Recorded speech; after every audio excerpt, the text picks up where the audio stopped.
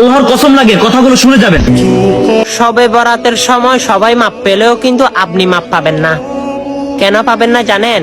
এই দুইটি কাজের মধ্যে, এই দুইটি অংশের মধ্যে আপনিও আছেন। কারণ আমার প্রিয় নবীজি বলে, দুইজন মানুষকে ছাড়া সবাইকে আল্লাহ রাব্বুল আলামিন শবে বরাতে মাফ করে দিবে, কিন্তু দুই শ্রেণীর ব্যক্তিকে মাফ করবে না। তারা কারা? তার মধ্যে আপনি আছেন কিনা ভিডিওটা দেখেন। প্রথমত হচ্ছে মুশরিক, আর দ্বিতীয়ত হচ্ছে বিদ্রোহ পোষণকারী।